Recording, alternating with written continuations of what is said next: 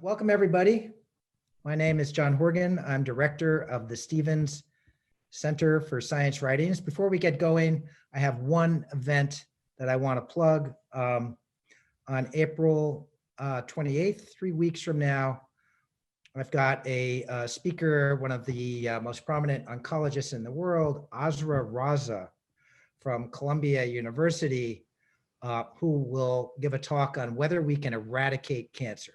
She's got a radical proposal for how we can do that.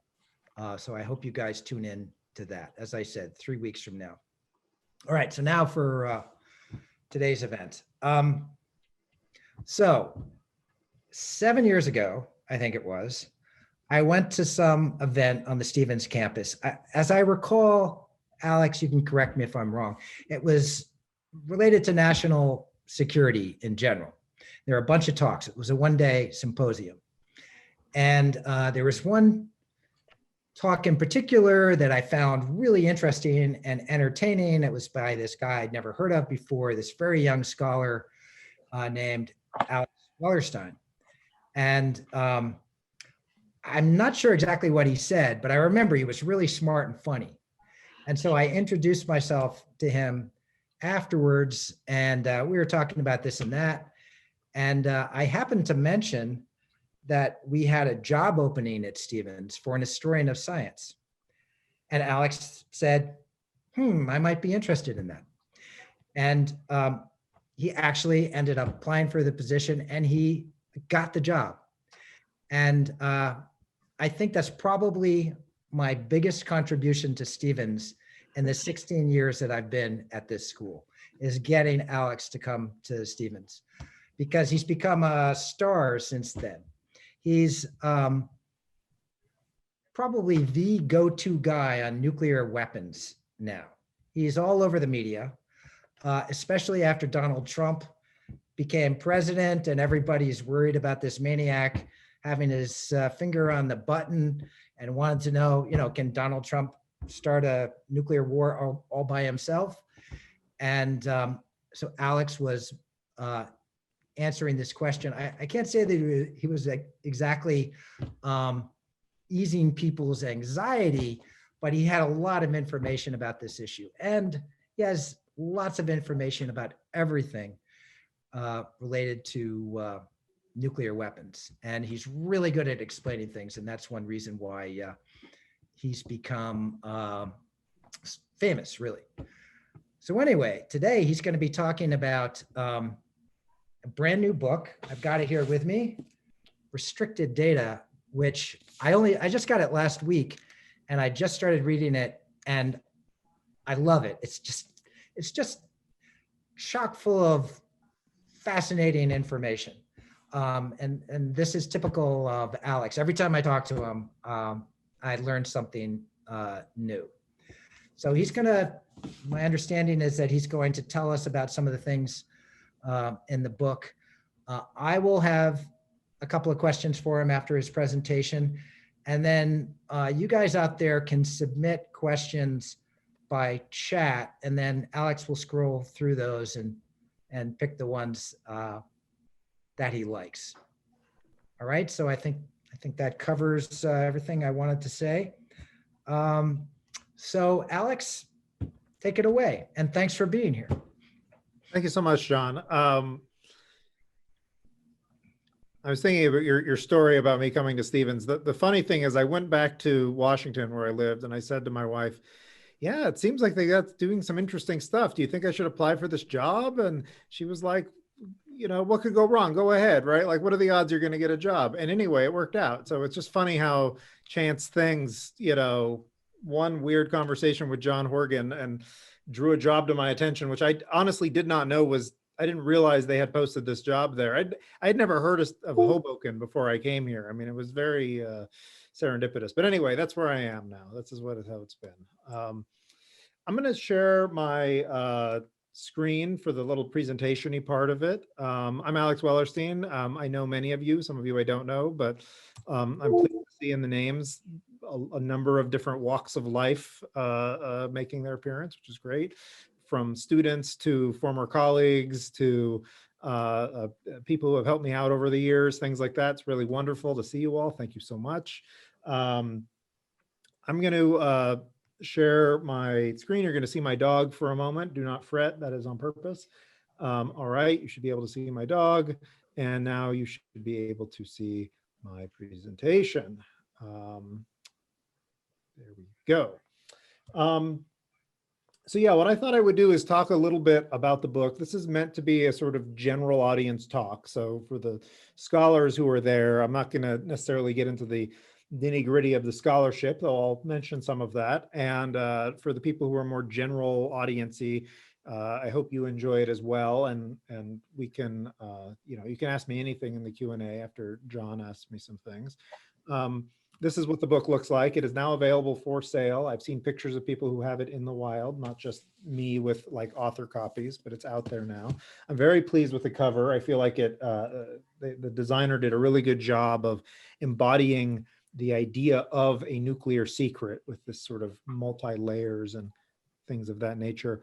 But I want to talk a little bit about how I got into this from the beginning, just because I think it's a way to couch what this means to me and also some of the issues involved. When I was a student at UC Berkeley some years back as an undergraduate, I was a historian of science and I got into nuclear issues through the history of science as a historian of physics and biology. And it wasn't my main thing originally, but I thought it was pretty interesting. And doing some of the research that I was doing there, I would go through basically the library, which is excellent there, and go to a section that had a book of interest, and look at every other book on the shelf next to it. That was kind of my strategy for it, for sort of learning what was out there. And one of these books in particular from the 1980s had this picture in it. And the book itself was not a very readable, enjoyable sort of thing. It was very technical and somewhat dull, tiny print, but it had these amazing diagrams. And this diagram in particular stuck out at me as being so interesting.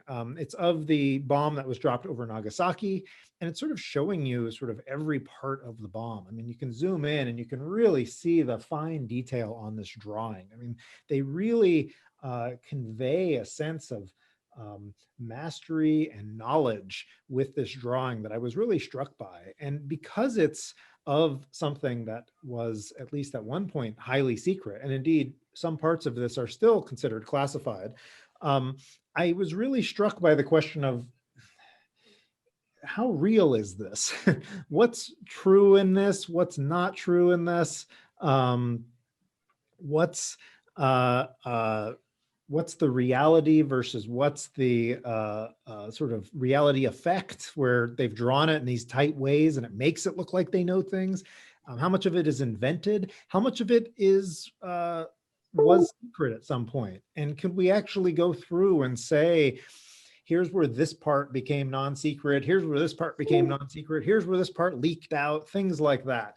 And this is what ultimately sort of started me on this path. When I went to graduate school, I wrote a whole paper about sort of the visuals of nuclear weapons designs, because they are interesting, because they are classified to some degree. This is not what the US government would ever publish about how these bombs work, because it would be considered way too much information to the level of potentially being something that someone could use for nefarious purposes. On the other hand, there's also parts of this that aren't really correct, which I now know. I'll come back to that in a second, but how this particular diagram was constructed. But that sort of balance between what is known and what is not known, that I found really interesting. Atomic bombs were developed during World War II. My book starts in the 1930s when people are starting to imagine these bombs as possibilities. As part of the Manhattan Project, the US government effort to make nuclear weapons, initially out of fears that the Nazis were making them, later to be used against the Japanese. And it's worth asking how we know anything about the bomb at all. How do we know anything about what they did in World War II? How do we know anything about this highly secret operation? Because the entire thing was secret during the war. It was a form of what President Roosevelt asked declared as absolute secrecy. The fact that there was a secret was part of the secret of the atomic bomb during the Manhattan Project, which was a very tricky situation to be into. And the reason we know anything at all about this, of course, is because one, they use the bomb, and that is one way to reveal a secret. If the fact that you're making a bomb is a secret, when you use it in a public way, it kind of reveals the secret. But it's also because they spent a lot of time thinking about what they were going to say to people about when the bomb was used. So how do we know how the bombs work? Well, it's because there was a group of scientists and military leaders and other people who sort of crafted the story of the atomic bomb. The person who sort of headed up this whole project was General Leslie Groves. He was very concerned with the question of long-term information and secrecy that you would put out. You might assume, because he's a military man and Groves was famous for the amount of secrecy he liked, that he imagined that the way forward was to have maximum amounts of secrecy, but it actually wasn't the case. He feared that if there was too much secrecy about something that was sort of too obvious, once you blow up a city with a weapon, it's pretty clear that you've got this weapon, right? That if you tried to bottle up the whole story, that the free press would go crazy on it. They would completely search out any information they wanted, that people on the project would want to talk about what they did. There was all sorts of concerns that the information was going to get out. And so it would be better to have it get out in a controlled fashion rather than a sort of chaotic fashion. So he worked with others, including two very very prominent civilian scientist administrators on the project, James Conant, president of Harvard, Vannevar Bush, head of the Civilian Office for Scientific Research and Development, who is sort of the civilian organization overseeing all this work. They started making plans in about late 1944 for what they called the publicity of the project, the information they would be giving out to the people in order to keep things secret and to inform people. These were two separate aims. So Groves wants to sort of secure, the American advantage. Conant and Bush, they really believe that there's a function for democracy here, that if you do not inform the people adequately about these weapons, then the world will go into a very dark place. So these are two separate motivations that ultimately led to the same thing. They initially were thinking of this in terms of what would the president say when it went off. And so they hired a reporter from the New York Times, a man named William Lawrence, a very interesting and odd character, to write basically a presidential statement that would sort of give some information out, but not all of it. They ended up hating Lawrence's writing. He was very florid, and it was purple prose. Conant loathed it. So they assigned him instead to write news articles that would be given to local national newspapers with the ability to reprint whatever they wanted out of it. And this would be sort of feeding the news to the news media so that they wouldn't go searching for it. To write the actual statement for the president, they got somebody more conservative. They got a guy named Arthur Page. He was the vice president for public relations at AT&T, old style. He's considered sort of the father of American corporate public relations. He was a friend of the Secretary of War's. So they brought him in and they said, could you write this to sound like Truman? So anytime you read or hear about Truman's statement about Hiroshima, it's actually Arthur Page that you're hearing. It's this corporate PR guy who sort of tried to balance the message to both inform the American people and ideally to get the right response out of the Japanese, which is kind of an interesting caveat on this. And lastly, they also had pushes from within their scientists, including Bush and Conant, that they should have some sort of scientific report, some sort of statement on the details, not all of the details, but enough of the details that the educated engineers and scientists of the United States could have a sense of what these projects were and what they sort of meant. What was the political impact of making an atomic bomb? So you could answer questions like, could you keep it secret indefinitely? The answer was no.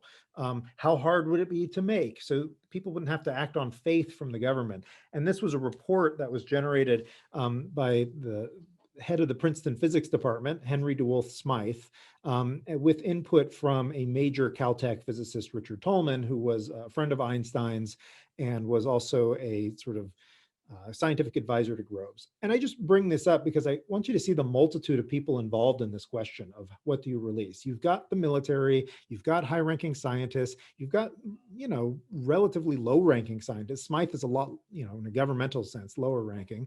You've got corporate input, you've got journalists. It's not, it wasn't sort of one person's idea. It was a major operation, and a major part of making the bomb was figuring out how to talk about it. So how did that work in practice? Hiroshima was bombed on August 6, 1945. Operation from a military standpoint went as smoothly as they wanted it to go, fine.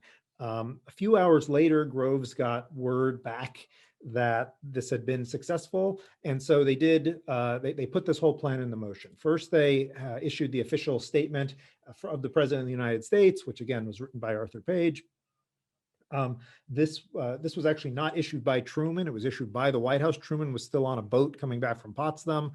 So this was just sort of given to reporters. We've done this. At the same time, Lawrence released all of these stories.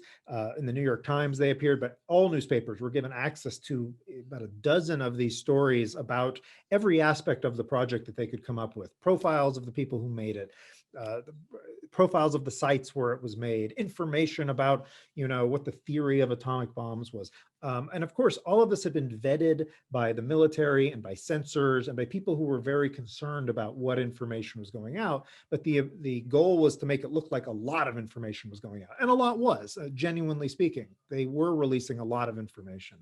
And then a couple days after the Nagasaki attack, Truman himself authorized the release of this report by Smythe. It's known as the Smythe Report. It's got the big, terrible name, a general account of the development of methods of using atomic energy for military purposes under the auspices of the United States government. And this is a very dry technical history of the Manhattan Project, released only 3 days after the second atomic bomb. And I just want to point out how weird that is. There's no other example that I know of where a country has developed a new superweapon and then within 3 or 4 days of using it, releases the official history so that people can talk about it. And again, why do this? Well, the introduction to the Smythe Report makes it quite clear. There's actually an introduction and a preface. One of them is by Groves, and it says, if you work on this project, you are not allowed to say anything that is not in this book. And if you are, a member of the news media, anything that's in this book is fair game, but anything that is not in this book, don't publish it. And then there's another introduction by Smythe, which says, look, we live in a democracy, and this is a new technology that's going to have wide-ranging effects for our country and the world. People need to know the basic scientific basis of it, or else they're going to make really bad decisions about it. The fate of the world, it depends on people understanding some information about how nuclear weapons are made and how they work. And I love that there's these two competing justifications for the same report. One is about security and one is about openness. And in this report, and this is an argument I make throughout the book, these two functions, giving out information and holding it back, they're the same thing.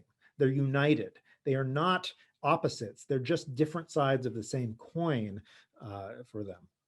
So, okay, let's go back to our question of how did they make the bomb, how do we know about how the actual bomb works?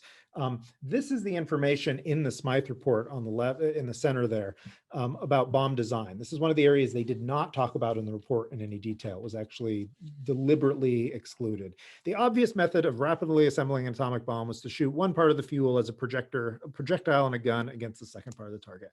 This is what is called a gun-type device, and it's a way to make a critical mass of highly enriched uranium by taking two subcritical masses and putting them together. And here are some illustrations of how that might look that came out in the popular press immediately after this report. Life magazine is at the top, how bomb may work. And then in the bottom right, there's one from Popular Science. And this is basically the sanitized version of how an atomic bomb can work. This is the simplest design for an atomic bomb. It is the reason they released it. They came up with a set of criteria for what information could be released. And it was basically information that would be obvious to any sufficiently trained scientist if if they were given some basic facts, like the fact that an atomic bomb works, you can infer from that fact that this is one way to do it if you're a scientist. So they felt like this was impossible to hold back. But there were actually two bombs during World War II. And the one that I showed you was the Nagasaki bomb, that diagram. And this is a very different design. This is what's called implosion. It's what happens when you make a sphere of high explosives and you use that to symmetrically compress a solid ball of the fuel, the fissile material, in this case, plutonium. And this is a more advanced design. It's much more efficient. It turns out you need to use this design with plutonium. It cannot, plutonium cannot be used in the other kind of bomb. So they had worked on this and developed this during World War II. This is the picture of the Nagasaki bomb. And you can see it looks physically bulbous, right? So how did that information get out there? Well, it was kept, they intended to keep that secret for quite a long time. And they had debated in the 40s whether or not you should release that or not, whether or not it's obvious, but they had always kept it kind of under wraps.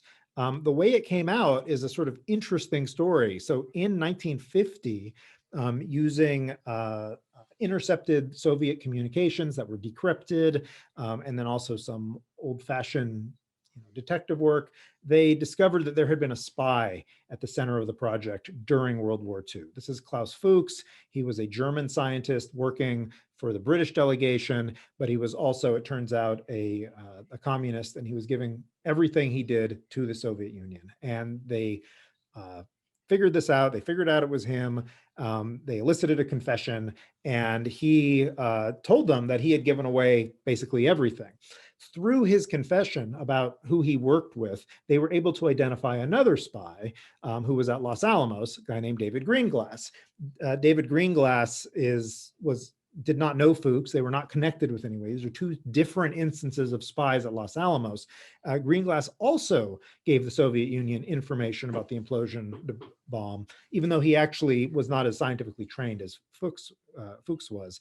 David Greenglass also confessed, and in doing so implicated his brother-in-law, Julius Rosenberg. So this is the Rosenberg sort of connection to all of this. The Rosenbergs, both Julius and Ethel, were arrested for conspiracy to commit espionage. They did not confess and were put on trial in 1951. Okay, so how does this get to us knowing about the implosion device? Well, David Greenglass introduced into evidence a drawing of this kind of bomb. It's a very crude drawing compared to the other one I showed you. And it's actually got some errors in it because Greenglass only had some limited information about this. But it gives you the concept of, again, that this spherical high explosives squeezing this ball of plutonium. Now, when he brought this out as evidence, the judge shut down the trial and said, "What are you doing? Are you releasing secrets? You can't do that." But it turned out the Atomic Energy Commission, which was now sort of in charge of nuclear weapons production, they had approved this. They had decided that this secret was basically not worth keeping secret anymore, and that it would be better deployed to get a conviction against the Rosenbergs than it would be to hold it back at that point.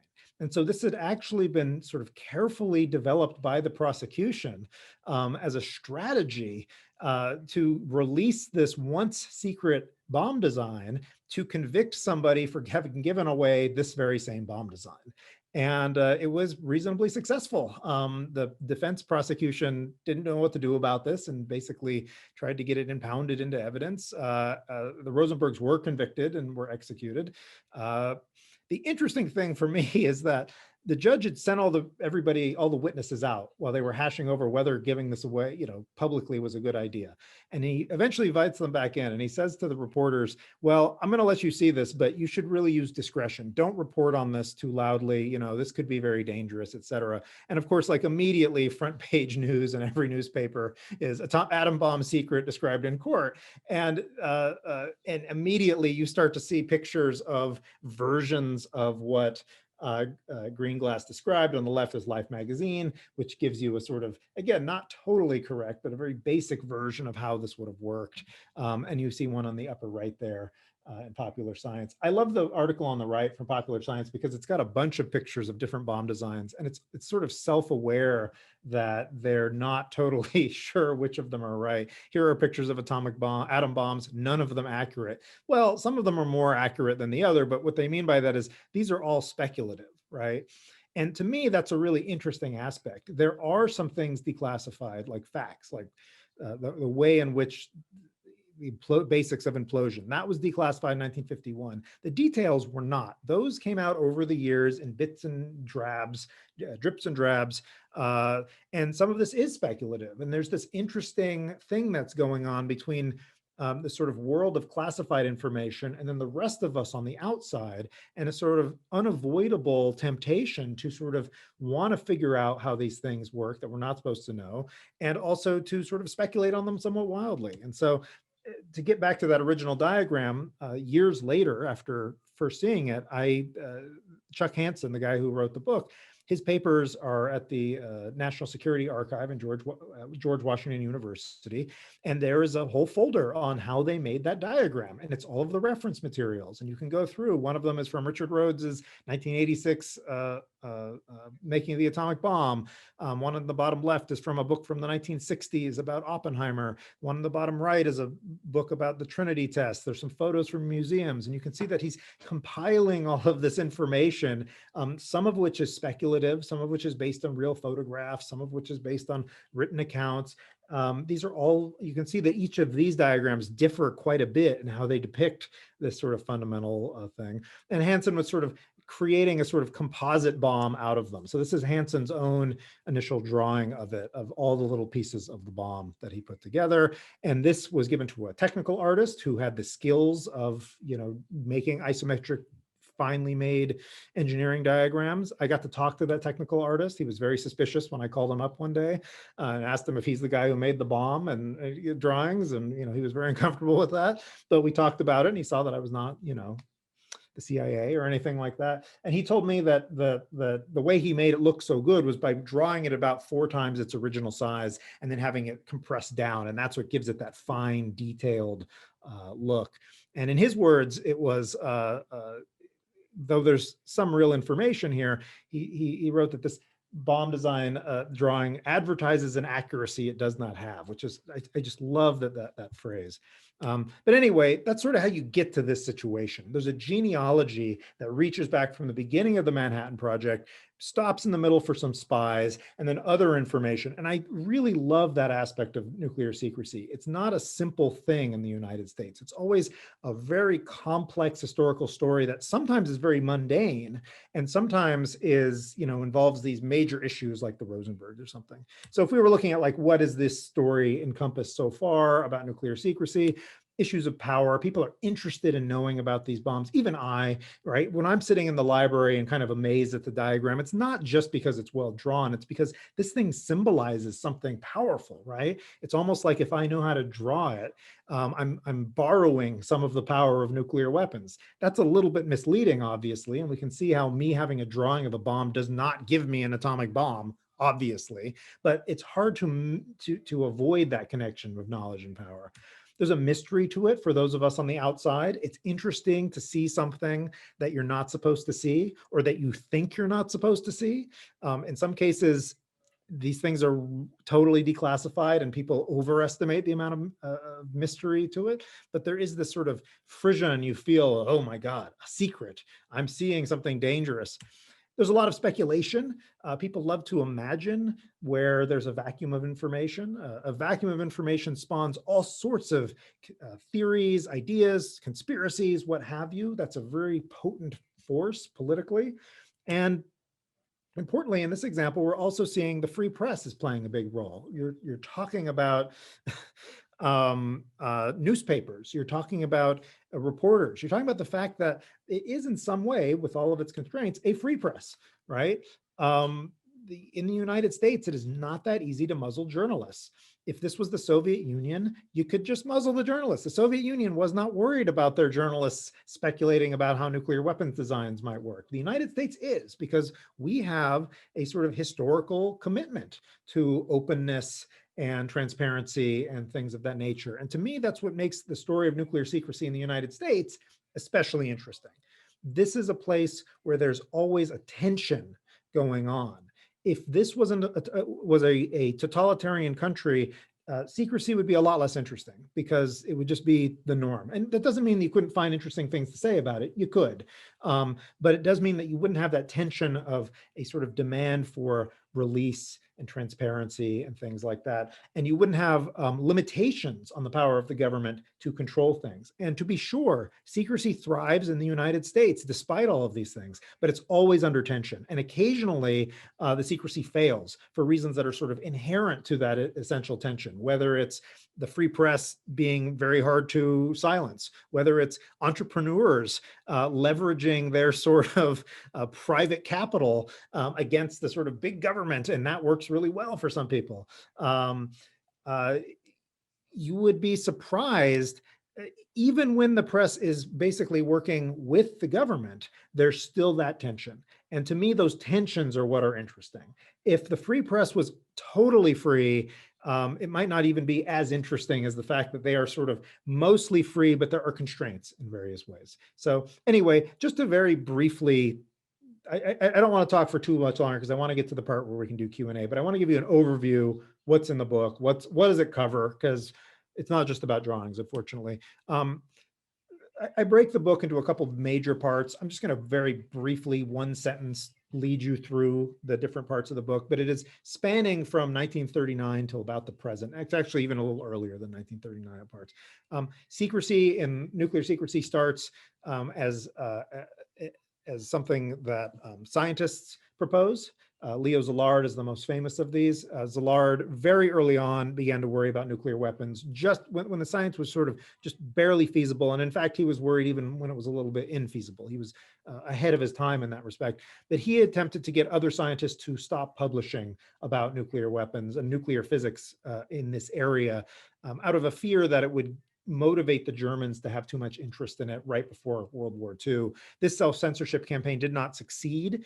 The French wouldn't go along with it, but it did lay the groundwork and it did create the beginnings of an infrastructure that once fission research started being done in the United States, many of the instruments that Zillard had sort of put in place became taken up by civilian scientists running civilian scientific organizations. In this case, the scientists still sort of had control over it, but it wasn't sort of individual scientists now, it's sort of organizations of scientists. These people like Vannevar Bush, who was running the sort of civilian side of the research until the army came in, they started to get more and more concerned about secrecy as the bomb became more and more likely to be an issue. When the US Army Corps of Engineers came in, they took these instruments of secrecy that had already been put in place by the civilian scientists, and they sort of dialed it up to 11, to use a probably outdated Spinal Tap reference. Groves's most famous policy was compartmentalization, which is sort of secrecy within secrecy. That's the need to know concept. And this existed before Groves, but he applied it on a much larger scale. Part two looks at sort of the development of the Cold War secrecy regime. So part one is about the Manhattan Project and leading up to it and all the issues and why does Roosevelt mandate absolute secrecy, things like that. Part two is looking at what comes after. It doubles back a little bit because some of the plans for what comes after World War II start during World War II, including the publicity campaign that I mentioned, which is the Smythe Report, newspaper statements. There's a whole chapter on how they got that together, how they determined what should be released and what shouldn't be released. Interestingly, there were attempts from within the system to sort of reform and head it off early on. Many, I would say most of the scientists involved with the development of the atomic bomb did not think the secrecy was going to be permanent. They thought this was a wartime expediency, and after the war ended, it would be done away with. And even the military seemed open to that. Even the high-level civilians seemed open to that. But for reasons that we can go into in the Q&A if you want, and certainly you can read in the book, the secrecy regime of the Manhattan Project didn't get so much dismantled as modified for a sort of Cold War, post-war. One of the modifications in the direction of opening it up was developed by J. Robert Oppenheimer, father of the atomic bomb, so-called father of the atomic bomb, which was developing a system of declassification, a regular system for deciding what is and what isn't secrecy. And I just point that out because it seems so obvious to us today that you would need something like that. They don't have something like that before they develop it. They more or less regarded secrecy as a binary, either it's all secret or it's all not secret. developing a system by which you could evaluate isolated bits of information and decide, well, do we want this bomb design to be secret or this part of the bomb, and evaluate it, have scientists go over it very carefully. That's new. And that's something that Oppenheimer and a couple other scientists sort of cooked up in late 1945, early 1946, got adopted by the Manhattan Project, then got adopted by the Atomic Energy Commission, then got exported to every agency in the US federal government. And so this is one of those cases where the decisions of like 6 or 7 people end up having lasting historical effects. Our modern declassification system is directly linked back to the Manhattan Project. And lastly, the end of, well, it's not the end, but the sort of end of the immediate post-war period, Congress passes laws to create a post-war agency to run things, the Atomic Energy Commission. The laws initially that they're going to look at, they go back and forth in a legislative debate. They end up creating an entirely new legal category just for nuclear secrets called restricted data, not coincidentally the title of the book. In the United States, including today, there are essentially 2 categories of secrets: national defense information and restricted data. They have different epistemological origins. They define what a secret is very differently. They have different legislative backings. They have different clearances associated with them. And it's really symbolic of how the American nuclear secrecy becomes this very separate sort of organization. All right, Atomic Energy Commission takes over. I have a chapter on David Lilienthal. David Lilienthal is the first commissioner of the Atomic Energy Commission. I love David Lilienthal because he's so flawed, and people are so flawed, are they not? And what he tries to do is reform the whole system. And he totally fails. He completely fails. He goes in as an anti-secrecy champion, and he comes out with his Atomic Energy Commission is the most secret of all of them. And I love going into the political and even sort of psychological reasons why that happens. He's made miserable by the whole thing, but it's a very good indication of why it's so difficult to reform a system like this once it gets in place. There were many efforts for reform that were continuing through the 40s, but they basically end after the Soviets test their first nuclear weapon, which is followed by the H-bomb debate, which is followed by the discovery of Klaus Fuchs, who I mentioned a second ago. This essentially puts all the brakes on reform and starts to harden a new Cold War view on secrecy, which is interestingly not just about constraint either. It's not just about keep the Soviets in the dark, though that's part of it. It's also about promoting nuclear energy. So these are interestingly almost contradictory positions. On the one hand, nuclear information under the Cold War regime is either so dangerous that we can execute you for giving it away, or it's so innocuous that we want every scientist and every person in the world to have it. There's no in between in the Cold War system. And obviously, that's going to set up some problems that come down the line, but it's remarkably robust for its time, in part because the United States still has a monopoly on basically all nuclear technology at this point. The third part of the book and the sort of last part of the book are challenges to the secrecy system, the Cold War system gets put in place. These are places where that sort of binary view of secrecy and safety and danger run into real problems, practical and theoretical. One of these are proliferations of new technologies that the United States does not have control over. So the 2 major examples of this are gas centrifuges, which are developed originally in the Soviet Union, and then by former German and Austrian scientists who then export them to places in Europe and beyond. And this is the first major nuclear technology that doesn't really originate in the United States. And all of its previous rules on how to give out information, they're based around the assumption that the United States is sort of in charge. And that ceases to be the case by the late 1950s, early 1960s.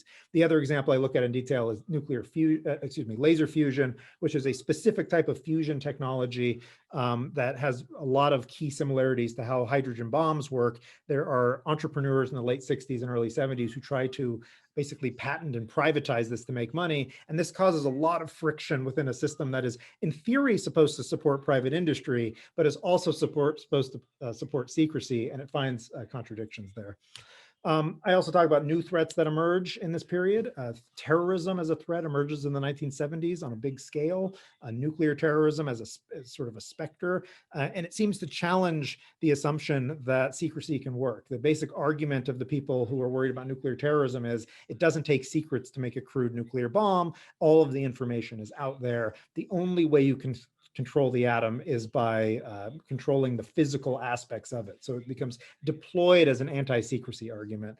And lastly, in there, I talk about sort of direct challenges to secrecy, the secrecy system by journalists. This is sort of a post-Watergate phenomena, but you get people who deliberately are trying to flaunt the secrecy regimes. One of these is a journalist named Howard Morland, who is basically responsible. If you Google how does an H-bomb work, you're seeing a version of the drawing of an H-bomb that Howard Morland made in 1979, which the government tried to censor and failed. It completely lost the case in significant ways.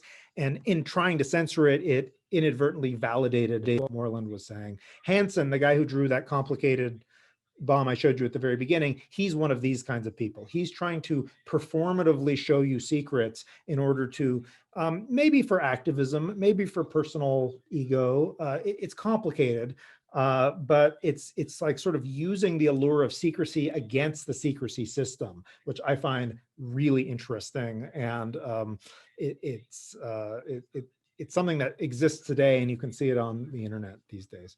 Lastly, I talk about the end of the Cold War and what that brings. There were attempts to reform the secrecy system again. There was a lot of calls to get rid of it.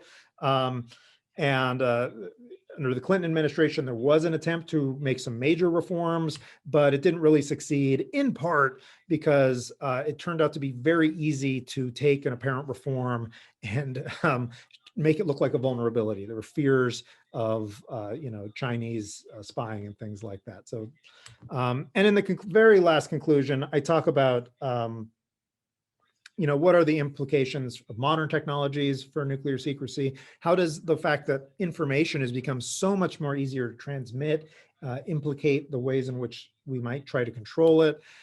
What happens if you look at this in other scientific contexts?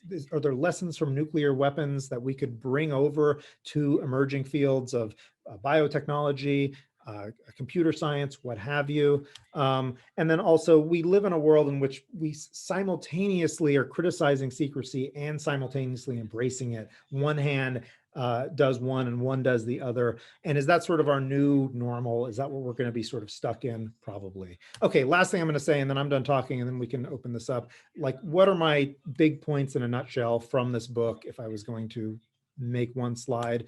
One, you can historicize and periodicize nuclear secrecy, which is to say it's not one thing. It changes over time, and you can say, here's how it's working in this period, here's how it's working in the other period. It's not just how it's working, but what motivates it, what the biggest fears are, what the means of trying to get around them are. That's what the book is essentially doing, is showing you how that's evolved over time. It's always been controversial from day one. There was never a period where everybody was on board with this. Sometimes we like to imagine that people in the Cold War were much more embracing of this, but it was controversial in the Cold War. It was controversial during World War II. It's never been uncontroversial. In the US, it has always been about selective release as well as retention. This is what Lilienthal called information control. This is the two sides of the same coin sort of argument. It's always been in tension with other core American governmental and cultural values and priorities. That does not mean that the secrecy doesn't always, prevail, but the fact that it doesn't get a blank check at any point, and occasionally things go in the other direction, it's because of these tensions. And to me, that's what makes this a really interesting American story. This tension also produces, I don't call them this in the book because my publisher would have thought it was too academic sounding, but it produces sort of monsters, weird, bizarre things that don't exist in other contexts, edge cases, bizarre activities, fears. What's an example of that? Well, one of my favorite is a person who I count as a colleague. We share information all the time. A guy named John Coster-Mullen. He's a truck driver who's obsessed with learning the nitty-gritty, perfect details of the first atomic bombs. Really fine-grained details, really careful stuff. A truck driver who draws nuclear weapons for fun and gets a lot of attention for it. That's what I would call a monster. And I don't mean that in a bad sense. I mean that it's the kind of thing you get in a system like this, where it's very strange and it's very unexpected. And the fact that we find it fascinating is also an artifact of the whole system. You don't have a person like that in the Soviet Union. You don't have a person like that, even in, you have a couple people kind of like that in Britain, but nobody is extreme as John is on this front. And lastly, there's probably no simple remedy to nuclear secrecy. For people who think it's something that needs to be changed, I don't see, it's very hard to express coherent alternatives to secrecy that are compelling to the public and to the government. So this isn't a book that says, now let's throw off the shackles and get rid of it. It's a book that kind of concludes by saying, we're probably going to be in this kind of position, this tense position for a while. It's not the worst of all possible positions, but it's also, you know, potentially not the best if you think that the secrecy is a problem. Anyway, you can get the book. That's the, it exists. That's my talking part of this. I would like to open this up to questions and things like that. But first, let's I think John is going to take the priority of questions first. Yeah. So thank you. Yeah, I wish you could hear all the applause live, but you can just imagine it. So I want to read you a quote from your own book. Oh, good. It is easier to imagine the elimination of nuclear weapons than an elimination of the secrecy surrounding them. So I have sort of a two-part question. First is, what are the prospects for getting rid of nuclear weapons once and for all? Do you think that's possible? Do you think it's even desirable? And then I have a follow-up question about what might happen if we do get rid of nuclear weapons. What might happen to the information and the secrecy? I like that you found that quote, because that's one of my favorite quotes in the book. And it's a riff, and the footnote makes it clear, I'm aware it's a riff. It's a riff on a rather famous quote, which is, it's easier to imagine the destruction of civilization than it is to imagine the destruction of capitalism, right? This is an interesting quote that has been, interestingly, is hard to attribute who actually said it when you start looking into it. It's been attributed to a bunch of people. I think it's true, and in a sense, I give sort of two ways for you to get rid of nuclear secrecy in the book. One of them is you destroy the government. I'm not saying that's a good idea, but that's one of the few examples we have of secrecy regimes crumbling. There are places like East Germany or Hussein's Iraq. The secrecy regime is sort of tied directly into the structure of these governments at this point, and they cannot be sort of removed. But if you did wipe everything away, then in principle, you could start over again and things like that. I'm not saying that that's what I want to happen in the United States. It's in fact not what I want to happen. But to the specifics of the quote, I think it's really interesting that there are a lot of people who are sort of fighting for the end of getting rid of nuclear weapons. And some people doing it in a very, structured, serious way. In that particular quote in the footnote, I referenced the work of some friends of mine at Princeton, work in a guy, he's a physicist named Alex Glazer. And he is working on what are called zero knowledge proofs, which are ways in which you could convince another country you were taking apart your nuclear weapons without giving them any information about how your nuclear weapons work. And there are ways to do it. It's an interesting problem. It's an interesting question. How do you convince somebody that this thing is a nuclear weapon and you took it apart, and et cetera, without them actually being able to look inside and know the properties of your weapon? And I find that so amusing. And I've talked with him about this because he's essentially willing to admit that there could be a world in which you might want to disassemble warheads and get rid of them in a really, really low numbers or even no numbers. But he thinks that you'll never get to a world where the United States will be willing to share weapons designs with the Soviet Union or Russia, obviously now. I think he's probably right. I think it's more likely to get disarmament than you are to sort of get the system to sort of devalue the information content of the weapons in that way. Though I don't necessarily think that that's the right answer, should be the case, but I think that's quite possible. Could we get rid of nuclear weapons? I mean, if you mean technically, obviously, they're physical devices. We could take them apart. We could bury the plutonium, done, right?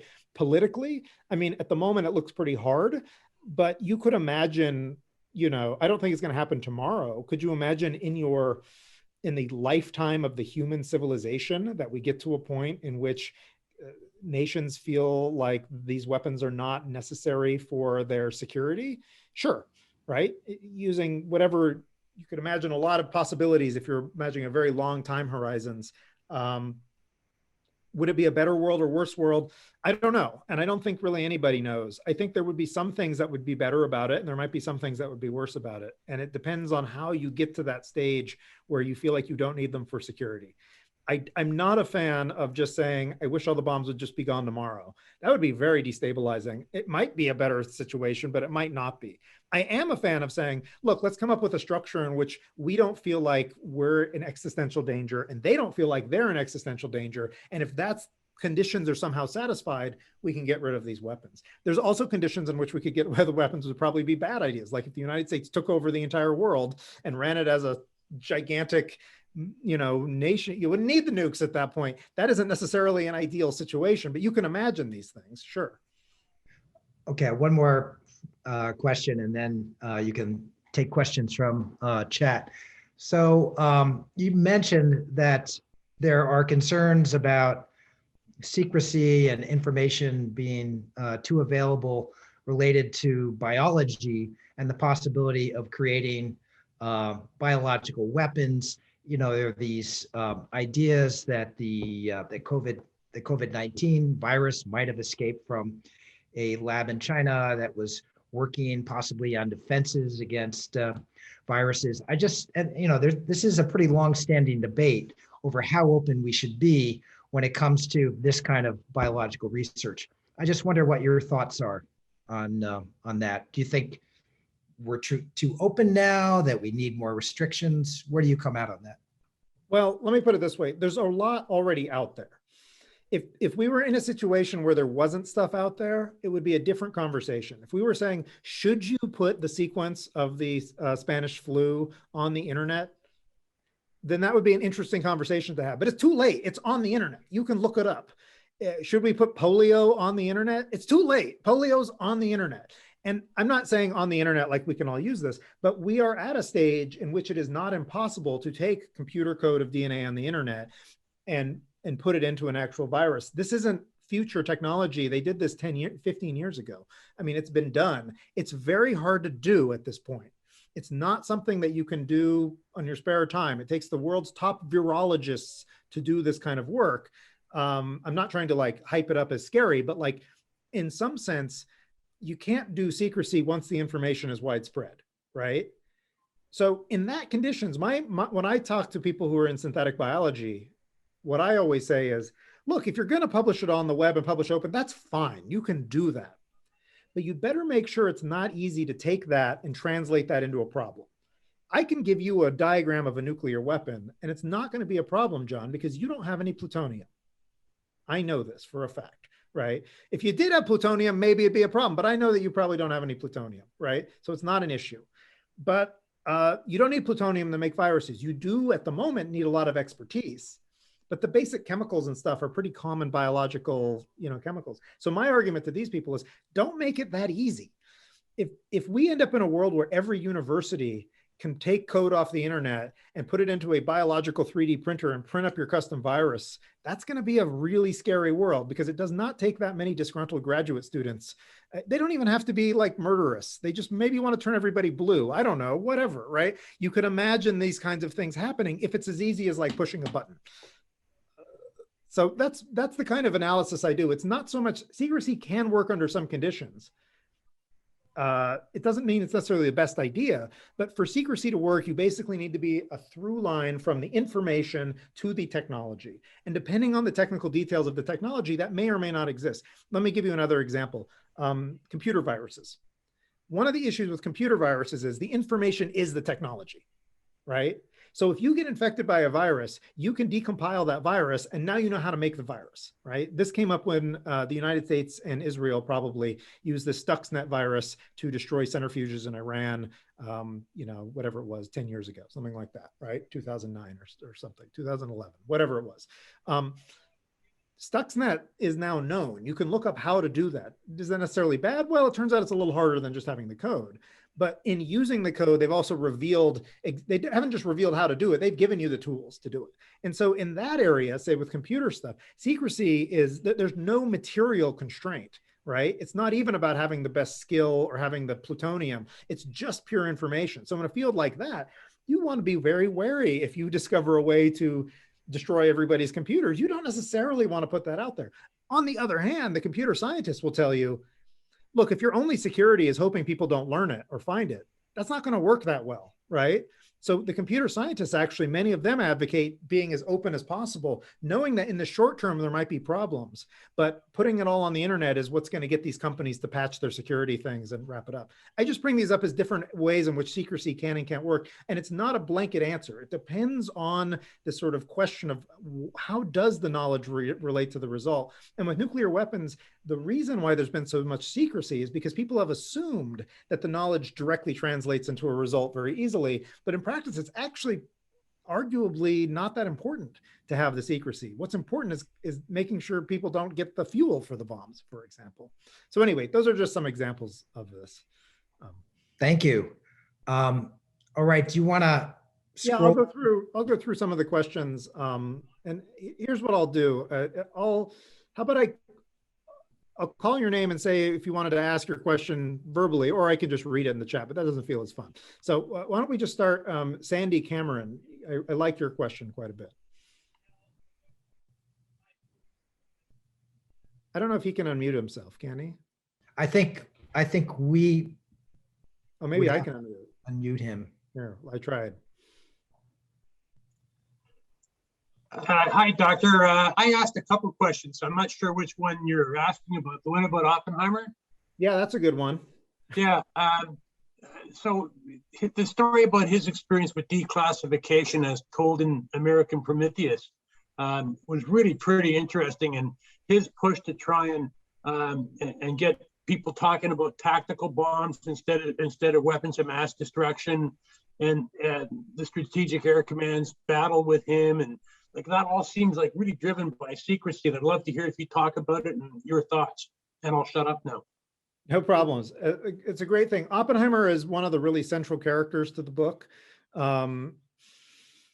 You know, it helps if you anchor a book in characters, obviously, but even beyond that, he is really central to this story, both in the establishment of the secrecy as working on the Manhattan Project, and trying many ways to try and defang it. So I mentioned his work on basically creating the modern declassification system. He also tries to create the international control, which is sort of an alternative way to think about controlling the bomb and banning the bomb than secrecy. It's again about the material constraints. He's also an insider. What I like about Oppenheimer is he's an insider trying to reform the system. He's not an outsider trying to sort of tear it down. He's not totally anti-secrecy, but he believes that secrecy is more or less corrosive and bad for science and bad for the country and bad for democracy. And he tries to do this in lots of different ways over the course of his career. The last one, which you reference in the 53, Project Candor, in which he basically sort of argues that we need to be more honest with the American people about the situation, because if you're not honest with them, it's actually potentially a fatal problem. If America thinks that we can win a war against the Soviet Union with our nuclear weapons and we wouldn't be touched by them, that could encourage you to be more belligerent. And he says by 53, that's not the case. They've got nukes. This is not survivable. We need to let them know it's not survivable at this point. And he's pretty much shut down because his arch nemesis, Louis Strauss, is the head of the Atomic Energy Commission. Eisenhower, though, is actually quite inspired by this. And this is actually sort of what leads him to his Atoms for Peace program. So it has some effect. But of course, in the end of this, Oppenheimer gets kind of swept up in the secrecy system itself. He famously loses his security clearance and becomes sort of a martyr of the secrecy system. And so he's really important at a bunch of different levels that I think are somewhat underappreciated. If you've read American Prometheus, which is a great biography of Oppenheimer, then you'll know a lot of this. But I think most people only think of him as the guy who made the bomb and got his security clearance stripped. And he's actually quite core to attempts at internal reform up until that point. So it's very crucial figure. Oh, Jorge, your question is great. Do you want to? I don't know if he's on. Yeah. Okay, there you go. Great. Hi, Alex. Great presentation. I'm really looking forward to getting my hands on the book. I'm a nuclear physicist, and I always have wondered about how is that the secrecy was preserved after World War II on the scientists, because after they left Los Alamos, most of them went to teach in universities all over the place. And I would think that the military or the Atomic Energy Commission would like to know who is talking to these people. It's not that Hans Bethe will go and talk to everybody about what he knew, but that you could get basically bad actors wanting to talk to these people. So I wonder if you have any information on that. Thank you. It's a great question, and it's a huge problem for them. The World War II plan was take all the really smart people, put them in a fence, and then they can talk about whatever they want. World War II ends, and many of those scientists say, see, I'm going back to teaching at Cornell, like Bethe. Some of them they don't have big problems with. Hans Bethe, I've looked at his FBI file. It's the most loving FBI file that I've ever seen on a physicist. It's all people talking about how great Hans Bethe is, except that he did occasionally say things that he thought were declassified, but were in fact not declassified. And he got into trouble a couple times, including famously, and I'll shout this out for John because he works at Scientific American. There's a big case in Scientific American in 1950, where Hans Bethe wrote an article for them on the H-bomb, and the AEC didn't like it and asked Scientific American to censor it. And it's actually a pretty complicated episode, and I've got all the complications in the book, because it turns out Scientific American was pretty welcome they're pretty happy to censor it, but then later claimed that they were being oppressed. And it was one of these interesting cases that shows you that you think of the government as having all the power, but in fact, sometimes I've joked, people have asked me, obviously, it's not going to happen, but oh my gosh, are you worried about the government censoring you ever? And I'm like, man, if they censored me, my book would become such a bestseller, right? Like that, it would work exactly the opposite, right? And that's already starting in the 1950s. What they do is they make everybody sign an oath. They made them do this during World War II that basically said any violation from our rules and you'll go to jail.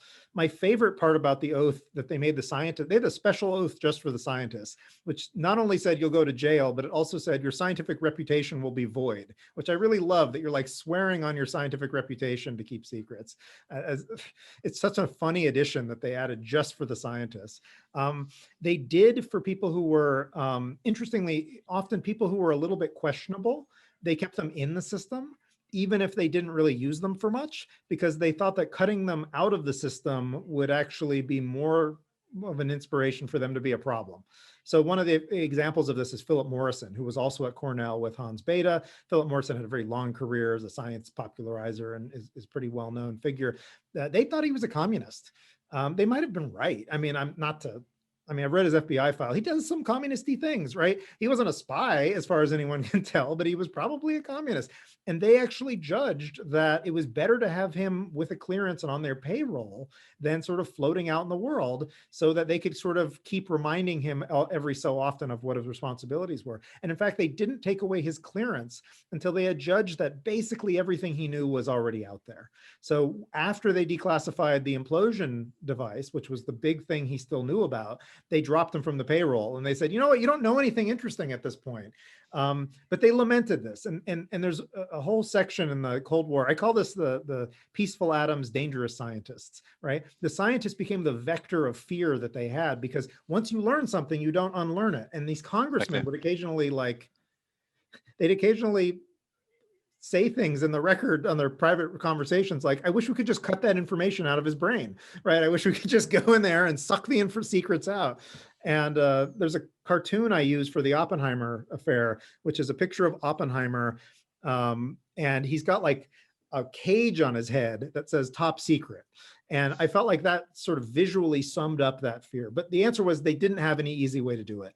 They attempted to keep tabs on people and to keep threats out there. Though I will say, over the years, that's where we get the information about every little knob on the atomic bomb. It's a lot of these old scientists in their 70s or 80s giving interviews with people writing books, and maybe they're doing it because they don't care about the secrecy. Maybe they think it's out there, but they end up giving out a huge amount of information that has let us reconstruct all sorts of stuff about those World War II bombs. So the fears are not totally unjustified. Thank you. Spencer, you had a really fun question. It's good to see you, Spencer. Yeah, hi, Alex. Good to see you. There You you getting this? My internet connection isn't that great. You look good. Do you want to ask your question from the chat? Oh, sure, sure. Well, I'm interested, of course, in what the situation is now. I'm just interested in your own experience. You mentioned you used the National Security Archive, but have you ever sent in a declassification request? What you've been looking at things, and I'm particularly interested in, you've been doing this for quite a while. Has this changed over time? I mean, every presidential administration has its own take on this. Thank you, Spencer. And I'll just point out, if people don't know, Spencer has written one of my favorite books on nuclear history called Nuclear Fear. And it's a history of sort of fears and hopes about nuclear weapons across the whole period. It's wonderful. Also, wonderfully well written. I think you're muted, Spencer. I can't hear you. It's also been re-released as The Rise of Nuclear Fear. I don't know if that was what you were saying, but great book, read it. Yeah, I've tried to get a lot of things declassified over the years. I've done a lot of FOIA requests. There was a time in which I would file kind of a FOIA request every week or so to different agencies, and mandatory declassification reviews. The thing is, my own experience is that it's obviously very frustrating to do this kind of stuff. And anybody who's been in that position knows it's frustrating. You have to be exceedingly zen. If I was going to justify why this book took 10 years to make, part of it is that like it can easily take 5 years to get a quick FOIA request back. I just got one the other day when I, went back to my office from summer. That was for a FOIA request I had filed 6 years ago. And that's how it goes. And sometimes I actually got the document, which is good. Sometimes they'll do that and give you all blank pages, which is not good. But you have to be very zen about that. And I never hope that, the FOIA, I never try to ask a research question that I need FOIA to work for me on, because that's just going to be a recipe for frustration. But occasionally it's come through in a big way. So the section I have in the book on laser fusion, for example, which doesn't exist anywhere else, that's based very heavily on newly released materials that the DOE was generously, I requested them fortunately in graduate school. So it took a long time, but I eventually got all sorts of internal memos on how they determined what was secret and what wasn't secret and how they were going to handle these various cases. And it let me tell that story in a way that wouldn't have really been possible without that. I will say that I haven't noticed a huge amount of change for presidential administrations. I've now been doing this since George W. Bush. I didn't notice any real changes in that respect. They were all pretty bad. And it's not so much that like the censors are that much more conservative or not conservative. It's that the system doesn't have enough people working in it versus the volume. And so like the worst person to get to FOIA is the National Archives. And you wouldn't think that, because they're not, like the CIA is much better. The FBI, much better. Why? Because they have more resources on it at the FBI than they do at NARA versus the volume of requests. So the FBI will get you a reply in a year or so. NARA will take 5 years before they look at your request, right? And that's just a volume issue. And so, well, it may not be an accident. Well, it may not be an accident. And I do say some of these things, like the FBI and the CIA, are relatively responsive. And I suppose that is probably an intentional thing to seem more responsive. NARA is just too big to sort of handle these things. So I haven't seen a lot of changes in presidential administration, the ones I've worked with. I think it would be a different answer if you were asking me if I'd been working on this during the Cold War and after the Cold War. I think that's where you're going to see the bigger shifts. But since then, it's all just a big, nasty bureaucracy that sometimes works, often doesn't, things like that. I will say I've thought a lot about the temptation with being on the other side of the secrecy wall is to imagine that there's sort of a homogenous, evil organization on the other side that's just out to spite you, because it really feels like that sometimes. And one of the things I think the book does a good job of, I can't do that for the present organization. And this answers actually Vladimir's question down there. How much does the government control information about its control of information?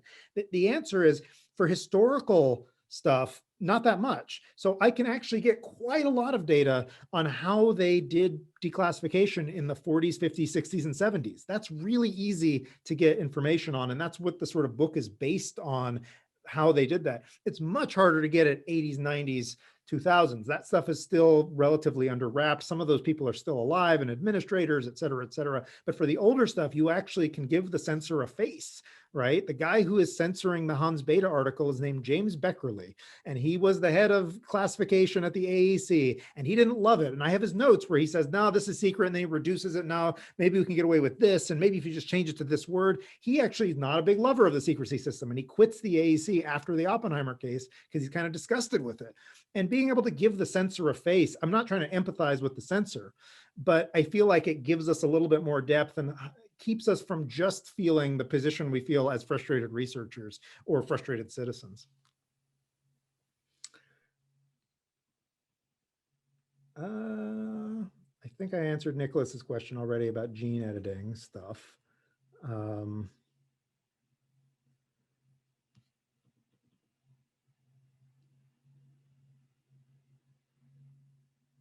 But John could have friends who have plutonium. It's true. Nobody in their right mind would give John plutonium, so I'm not worried about that.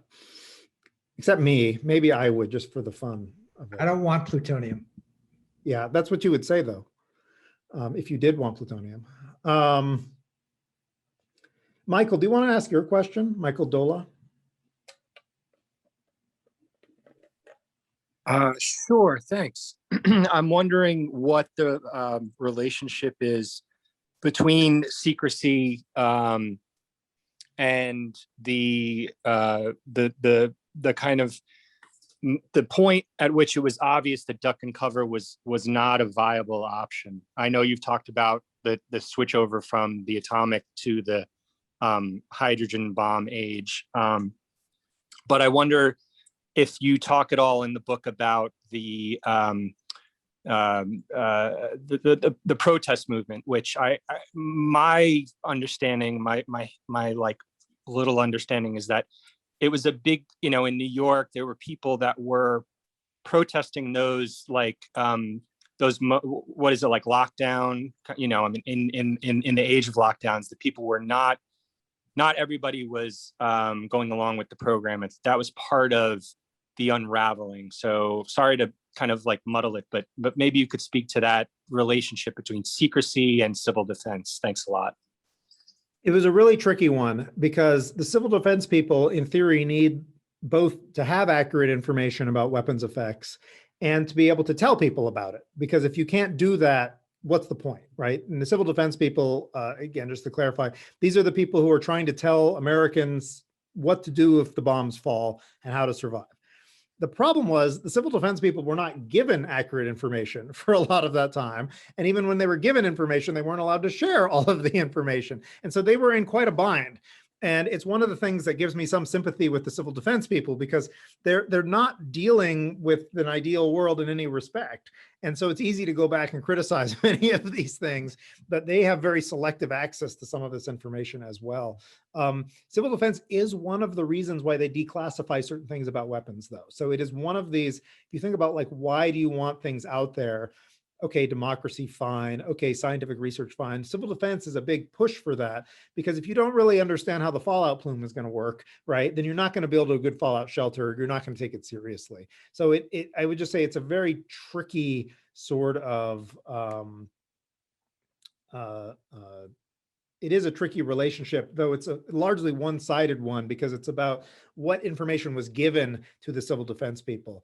Though I would say that, again, it's part of this tricky question of you're not just holding things back, you're also putting them out. One way I put this in the book, this happened, I think I got this idea when I was very jet lagged in Paris. So if it sounds like, I don't know if it's deep or really stupid, but I was like, because we use lots of metaphors for understanding secrecy. And it's like, we imagine secrecy as a wall, but if you have only walls, you can't get anywhere, right? What is a room without walls? A tomb. You only put dead things in a room without walls. You need a door, and secrecy is the door. It's not the wall. It doesn't mean that you've got a key on that door. You're limiting access, but for the information to be useful, it can't just sit in a vault and be molding. It needs to be circulating at least within a classified community or needs to be deployed in some way. And so this helped me sort of think through when we're talking about secrecy, it is not just, it feels like holding back, but it's this sort of complicated dynamic. And this is why I like Lilienthal's term of information control. Control doesn't just mean restraint. Control can mean both directions.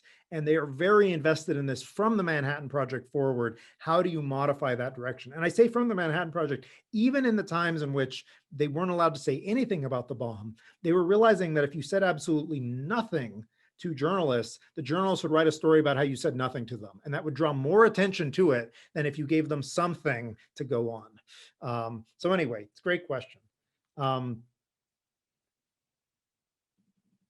Is that Ethan Crump? Oh, yeah. It's been a while, man. Yeah. I was wondering, can I ask my question? Yeah. Yeah, so have there been like examples of just purposely false information put out there, either scientific or technical, like, oh, Russians, we did the calculations.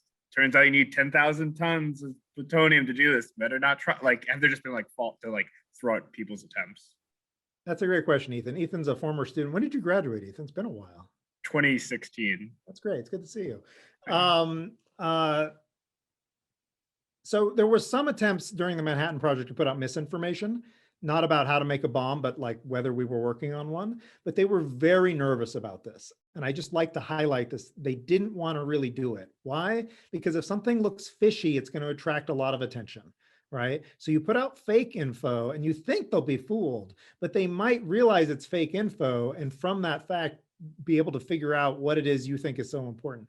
In general, they were very hesitant to use deliberate misinformation. They would prefer to use sort of essentially incomplete information, sort of. So instead of giving, like the bit from the Smythe report where they said, the obvious way to do this is X.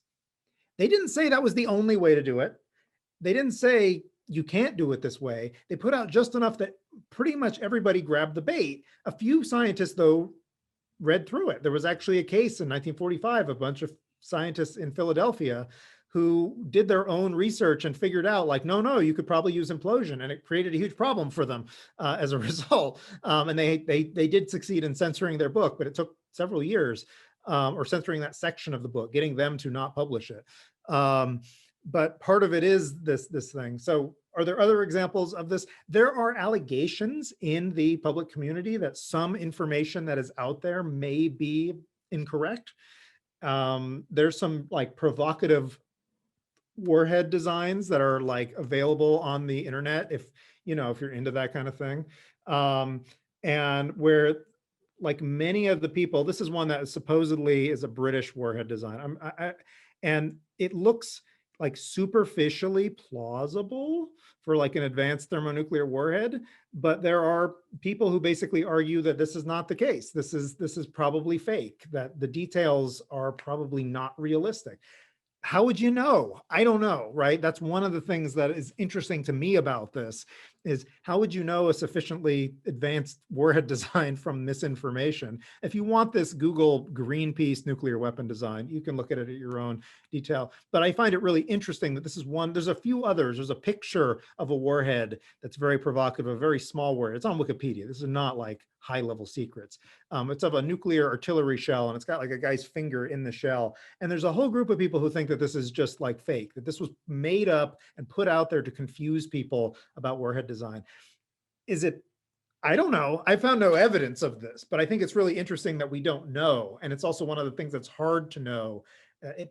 Those of us who don't have security clearances are in an epistemologically challenged situation in this respect. And that's one of the things I find so fascinating about this is that we don't have good ways of going back. Occasionally we'll get something that looks really authentic and we can say, I'm confident in that. This picture behind my head of the Fat Man bomb, that's from a declassified manual for the electrical system of the Nagasaki bomb. It was only declassified a year or two ago. And it looks, everything in there makes sense, looks legit, seems unlikely that it would be fake, jibes with everything else we know. So we can say, yeah, that's probably what it looked like, right? Like if we had an interesting view of it. It's not secret anymore, but occasionally you can find something authenticated like that. But even then, if it's fake, then how do you know it's authenticated? But anyway, I love the question because it's such a rabbit hole.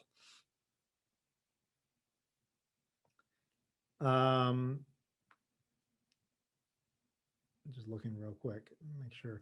I want to ask Susan Shep if she's still here.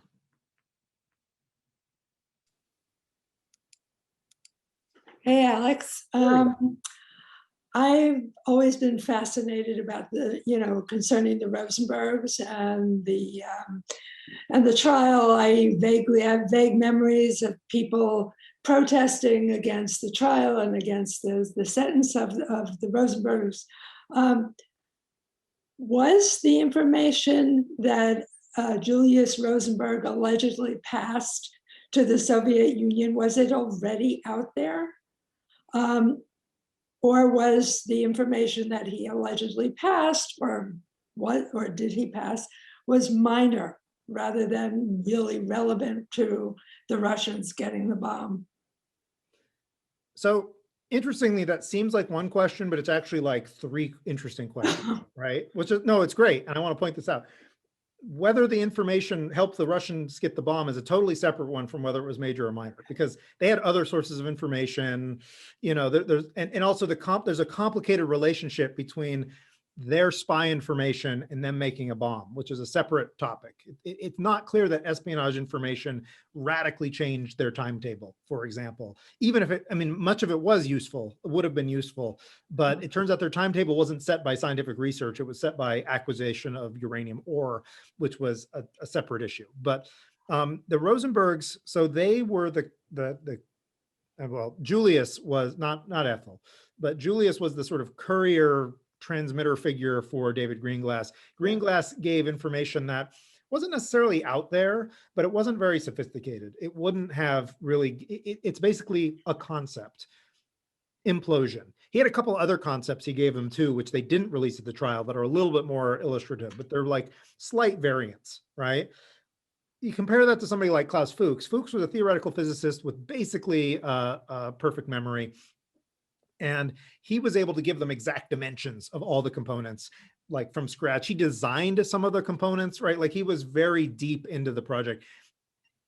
Fuchs's information, if the information was going to be useful, that would have been the useful information. The only way Greenglass's information is useful is that it confirms Fuchs isn't just an enemy spy, right? Giving disinformation. The Russians liked the information from the Rosenbergs and from like Ted Hall, another one of these spies, not because it had so much value in it, but because it was confirmed. These people didn't know each other. They weren't like spies in cahoots. So they were getting separate streams of the same thing. But was it like crucial? I want to show you one of the things that did get declassified recently, and I did play a role in getting it declassified, and it ties back to Oppenheimer as well. Oppenheimer security transcript is published, except that the published version was heavily redacted by Mr. James Beckerly, the same censor. And it had been lost for many years, and I helped the DOE find it. That's my own little research conquest. If you're interested, you can look it up on my blog. I think it's called Oppenheimer Unredacted. But one of the most suggestive statements in there is from General Groves, and I'll just share it so you don't have to think that I'm like misleading you. Here's the section. This is General Groves giving testimony in the Oppenheimer trial. This is the person asking him, do you think there was information, and it seems clear that Fuchs was involved in the transmission of information, do you think it was confined exclusively to Fuchs? And this is General Groves, head of the Manhattan Project. No, I think the data that went out in the case of the Rosenbergs was of minor value. I would never say that publicly. Again, that is something, while it is not secret, I think should be kept very quiet, because irrespective of the value of the overall pictures, the Rosenbergs deserve to hang. I would not like to see anything that would make people say General Groves thinks that they didn't do much damage after all. And you can see Mr. Beckerly's handwriting there, delete. Why is Beckerly deleting this? It's not because Groves is giving out classified information. And it's not because I think that Beckerly like hated the Rosenbergs. It's because he says I wouldn't say that publicly. And these transcripts were initially meant to be private. But when they decided, it's a whole story about why they released the Oppenheimer transcripts. It's one of these ridiculous Cold War stories where they like lost a copy on the train and then thought that it was going to leak out anyway, so they better publish it. There's more of these losing things on the train than you'd want to believe. But train is where you lose nuclear secrets, by the way. But the witnesses were given the right to basically say, look, you told me that nobody was going to hear this. If you're going to make this public, there's certain things you need to delete, because I wouldn't have said this if in a public forum, and that's one of them. But So yeah, I'm sort of I don't think the information that Greenglass gave was very important. Does that mean it wasn't a secret? It was still totally secret. Does that mean that under the laws, they could not execute them? They could totally execute them under the laws. So from like a legal perspective, there's nothing wrong. From a justice perspective, there may be all sorts of things wrong. And in fact, the Rosenberg, I mean, the value of the information was relatively light. There even today is not really any evidence that Ethel had anything to do with it. Julius was definitely a spy. We know that from all sorts of other things that have been released. That's not a question. Whether he deserved to be executed is a separate question, obviously. Thank you, Alex. Thank you. Yeah, isn't that a wonderful thing? I took that picture with my own camera in the archive when I found these. The DOE had somebody had started declassifying them in the 90s, and then I guess switched off the project. And then, so they were like they were in this like limbo where they weren't in the catalog, but I figured out which boxes they probably were when I was at the archive and got them. I was very proud of myself for this because I had some extra time. Ingrid, do you want to ask your question? Yeah, absolutely. And I just want to say, I was initially going to ask about David Lilienthal because I just love him so much. As you say, he's such a interesting, weird, very flawed person, and I can't wait to read the chapter. And so mine's the very predictable question, which is just interesting. I wondered about sort of, in some ways, whether there's any distinction in these conversations that are happening at the AAC in the late 40s, early 50s, about the difference between print journalism and television journalism. Is there any? Did you read anything about it? I know that there are discussions about this later on. I mean, they're continuing discussions about this. And you've done some great work on like science television also in this period. So yeah, it's really my question. Thanks a bunch, Ingrid. And yeah, Lilienthal is such an interesting character. It doesn't hurt that he published his diaries. And his diaries are just this incredibly human, flawed. Like at one point, his dog dies while he's like trying to like build the America's nuclear arsenal. And it's like, yeah, life sucks. My dog died. And I can't pay the rent because I'm not allowed to have a big salary because they set the salary really low because they don't want to be an incitement, but I'm not allowed to get external money because that would be a conflict of interest. So I'm running the American nuclear complex. My dog is dead and I cannot pay the bills. You're talking about losing things. Doesn't he lose like a thermos of something? Isn't that a whole like discussion as well? He has all sorts of stuff. And I love his diaries are great. And also his stuff on like what happens when they learn about Fuchs. He's just like a broken man at that point. He's already quit. He's already put in his notice for quitting, but he's totally broken by the H-bomb debate. And I don't know, he's very human. Whereas like Louis Strauss is awful. And you read his private things and they're even more awful. Like he's genuinely just an awful, odious, petty man. Whereas Lilienthal is this like flawed human being, but a real person. I try not to have heroes and villains, but like Lilienthal's kind of a hero, even though a flawed one. Strauss is an obvious villain. Oppenheimer is a complicated figure, right? And the fact that Lilienthal loves Oppenheimer so much, like he wants to be his friend, is also just like, again, so human. There's a tragic thing where Oppenheimer's brother Frank was a little communisty, to use the phrase I used before. He was actually a communist. He joined the Communist Party and later admitted to it. And he was trying to get a visa to go to India, where he couldn't get any jobs in physics in the United States. And the Indians said, we'll totally take you. You're like a good physicist. And he needed a visa approved. And this also ties back to Jorge's question about controlling the scientists. One of the ways they could control them is by not denying them visas. And they did this during the Cold War. They would keep them from leaving the country if they were problematic. And the AEC had to vote on whether to give him a visa. And it was basically a tied vote except for Lilienthal.